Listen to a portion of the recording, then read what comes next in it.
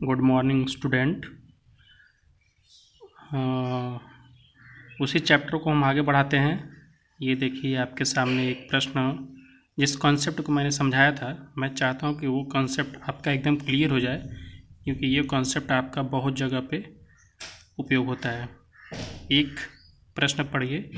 एक बेईमान दुकानदार अपने सामान को क्रय मूल्य पर बेचने का दावा करता है, फिर भी गलत माप का बाट प्रयोग करके 25% का लाभ कमाता है। वह 1 किलोग्राम के स्थान पर कितने माप का बाट प्रयोग करता है? तो इससे पहले जो मैंने आपको कॉन्सेप्ट समझाया था कि अगर ए की सैलरी बी की सैलरी से 25% ज़्यादा है तो बी की सैलरी ए की सैलरी से कितने परसेंट कम होगी, उसी के आधार पे ये भी प्रश्न है। बहुत ही मौखिक तरीके से हो जाएगा। तो देखिए, दुकानदार क्या है, अपने सामान को क्रय मूल्य पर बेचने का दावा करता है, फिर भी वो 25% का लाभ कमाता है। तो ये तो पॉसिबल नहीं है कि कोई अपने सामान को क्रय मूल्य पर बेचे और वो लाभ भी कमा ले। तो इसके लिए उसको बेईमानी करनी पड़ती है। वो बेईमानी कैसे करेगा? वो आपको दिखाएगा कि 1 किलो सामान दे रहा है, लेकिन एक्चुअल में उससे कम सामान देगा और आपसे पैसा लेगा कितने का? 1 किलो का। तो अगर वो व्यक्ति 25% का लाभ कमा रहा है तो 1 किलोग्राम के स्थान पे वो कितने का बाट प्रयोग कर रहा है? ये देखिए क्या करना है। चूँकि यहाँ पे मैंने आपको Q1 दिखाया है, यहाँ पे Q2 दिखाया है। Q1 का मतलब कि ये जो एक्चुअल क्वांटिटी है, मतलब एक्चुअल सामान जो वो देगा और आपसे जो है ज़्यादा सामान का पैसा लेगा, तभी तो लाभ होगा। जैसे अगर वो सामान कुछ भी दे रहा है और उसे 25% का लाभ चाहिए तो 25% ज़्यादा सामान का उसे दाम 25% ज़्यादा सामान का दाम चाहिए। ठीक है, तो हमें ये पता है कि वो जो 25% ज़्यादा सामान दे रहा है ये बन करके 1 किलोग्राम हो रहा है, तो 1 किलोग्राम से वो कितना परसेंट कम सामान दे रहा है।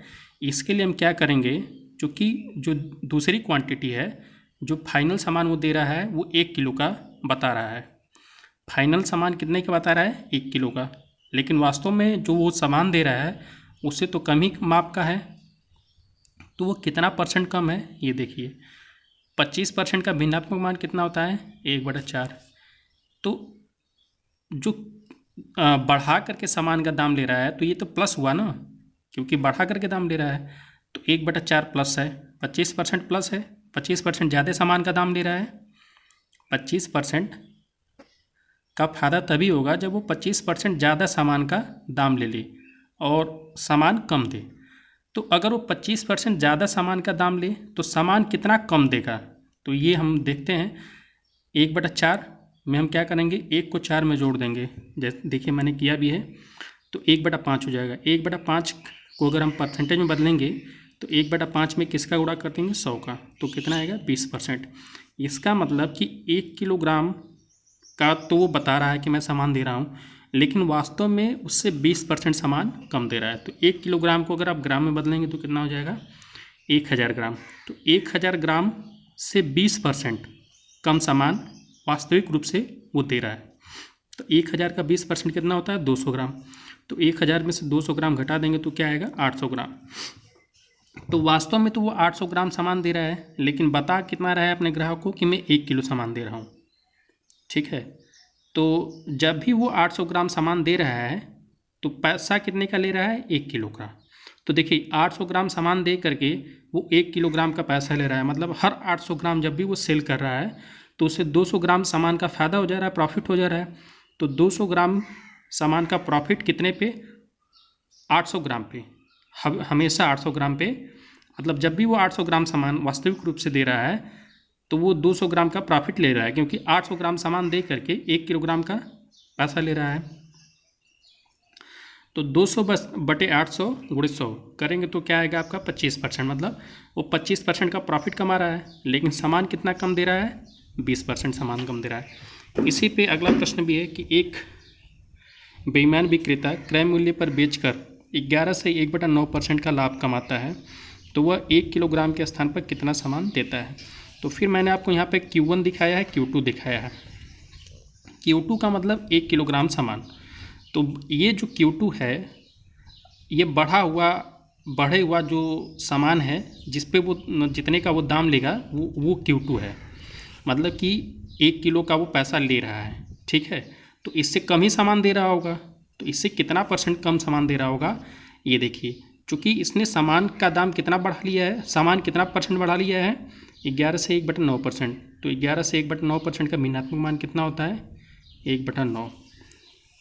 तो 1/9 में हम क्या करेंगे, 1 को 9 में जोड़ देंगे तो 1/10 हो जाएगा। 1/10 को फिर किस में बदलेंगे, परसेंटेज में। तो परसेंटेज में बदलने के लिए 1/10 में 100 का गुणा हो जाएगा, तो ये क्या हो जाएगा 10%। इसका मतलब 1 किलोग्राम से वो 10% कम सामान दे रहा है। तो 1 किलोग्राम मतलब 1000 ग्राम, 1000 ग्राम से वो 10% कम ही सामान दे रहा है और पैसा कितने का ले रहा है, 1 किलोग्राम। तो 1000 ग्राम में अगर 10% कम करेंगे तो कितना हो जाएगा, 900 ग्राम, क्योंकि 1000 ग्राम का 10% 100 ग्राम होगा। तो 1000 ग्राम में से 100 ग्राम माइनस कर देंगे, 900 ग्राम। मतलब वास्तविक रूप से वो 900 ग्राम सामान दे रहा है लेकिन पैसा 1000 ग्राम का ले रहा है।